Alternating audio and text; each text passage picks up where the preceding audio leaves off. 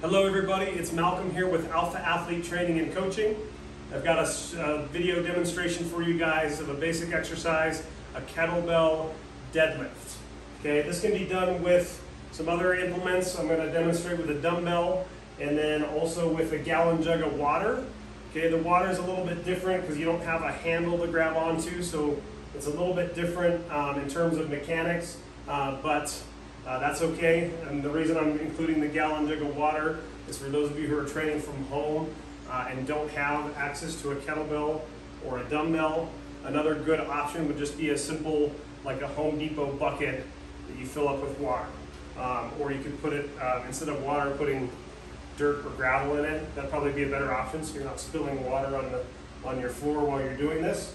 But the deadlift is one of the most basic exercises that we should all master because it's really, it's going to prepare you because we all pick things up off the floor. So mechanically, you want that to translate to the things that you do pick up off the floor. It's groceries or moving a small refrigerator, furniture, things like that. And so what I want to do with the kettlebell deadlift is it's going to be slightly out in front of me. I kind of want the kettlebell basically in line with my toes. And the motion for a deadlift is similar to a squat, but a little bit less bend in the knee. So I'm going to hinge at the hip, and I'm going to keep my arms out in front of me. And I want you to imagine kind of like your arms are sliding down your body, okay? And so I'm going to go a little bit further forward. There we go, right there.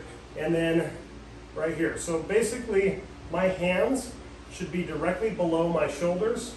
Okay, my butt's down, probably at my back is at about a 45-degree angle. And then from here, okay, I'm looking straight ahead. I'm not looking up. It's one of the common mistakes I see people make is they're trying to look up. And you essentially want a pretty straight spine. So basically you're gonna look straight ahead, maybe slightly up, but not much. Okay, so again, hips are going back here, and I'm looking straight ahead, and then I'm just going to lift that kettlebell by raising the hips up, or the shoulders up, and driving the hips in. And then I'm just going to go back to the floor the same way that I came up. Okay? You always want to have your shoulders slightly pulled back, not a ton. You don't want to be arching, but again, you want that flat, straight spine. Okay, and then you're using those hips, you're using your extensor muscles in your back, and think about driving your legs through the floor as you're lifting the weight. So with the dumbbell, it's going to look a little bit different mechanically, but I'm going to balance that dumbbell up on its top like that. And then everything else is the same. I'm just going to lace my fingers around the dumbbell here, okay, and lifting straight up, going back down to the floor. And then lastly, with the gallon jug, what I would do here is just take 2 fingers, or if you've got small hands, 3 fingers in each hand, and go into the handle of the jug. And with this one, you don't necessarily have to go all the way to the floor. Maybe put something that's 4 or 5 inches tall underneath you and go down and touch that. But the mechanics are exactly the same. I'm just going to push my hips back to the floor and back up. Okay?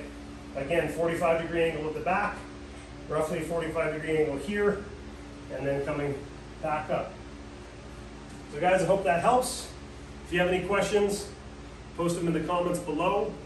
And as I always say, think strongly, attempt fearlessly, and accomplish masterfully.